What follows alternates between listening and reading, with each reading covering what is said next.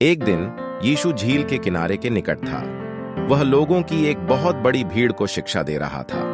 उसे सुनने के लिए इतने सारे लोग आए कि यीशु के पास उन सब से बात करने के लिए स्थान न बचा। इसलिए वह पानी में खड़ी नाव पर चढ़ गया। वहां वह बैठ गया और लोगों को शिक्षा दी। यीशु ने उन्हें यह कहानी सुनाई। एक किसान बीज बोने के लिए बाहर निकला। जब वह हाथों से बीजों को बिखेर रहा था तो कुछ बीज मार्ग पर गिरे, परंतु पक्षियों ने आकर उन सब बीजों को खा लिया। दूसरे बीज पत्थरीली भूमि पर गिरे जहां बहुत कम मिट्टी थी। पत्थरीली भूमि पर गिरे बीज बहुत जल्दी अंकुरित हुए, परंतु उनकी जड़ें भूमि में गहराई में जाने में सक्षम नहीं थीं। जब सूर्य निकला और गर्मी हुई तो वे पौधे मुरझा गए और मर गए। तो भी दूसरे बीज झाड़ियों के बीच में गिरे। उन बीजों ने बढ़ना आरंभ किया, परंतु कांटों ने उनको दबा दिया। इसलिए कांटेदार भूमि पर गिरे बीजों में से निकले पौधों में से कोई भी अनाज उत्पन्न नहीं कर पाया। दूसरे बीज अच्छी भूमि पर गिरे। वे बीज बढ़े और जितने बीज बोए गए थे उनसे 30, 60 और यहां तक कि 100 गुणा अनाज उत्पन्न किया।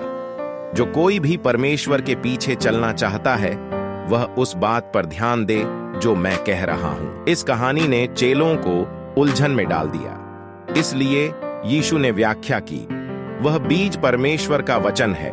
वह मार्ग एक ऐसा व्यक्ति है जो परमेश्वर के वचन को सुनता है परंतु उसे समझता नहीं है। तब शैतान उसके पास से वचन को चुरा ले जाता है, अर्थात शैतान उसे वचन को समझने से दूर रखता है। वह पत्थरीली भूमि ऐसा व्यक्ति है जो परमेश्वर के वचन को सुनता है और आनंद के साथ उसे स्वीकार कर लेता है, परंतु जब मुश्किल समय आता है या जब अन्य लोग उसे सताते हैं तो वह परमेश्वर से दूर चला जाता है, अर्थात वह परमेश्वर पर भरोसा करना बंद कर देता है। वह कांटेदार भूमि ऐसा व्यक्ति है जो परमेश्वर के वचन को सुनता है, परंतु वह बहुत सारी बातों के बारे में चिंता करना आरंभ कर देता है और वह बहुत सा धन कमाने का प्रयास करता है और वह बहुत सी चीजों को पाने का प्रयास करता है। कुछ समय के बाद अब वह परमेश्वर को प्रेम करने में सक्षम नहीं है।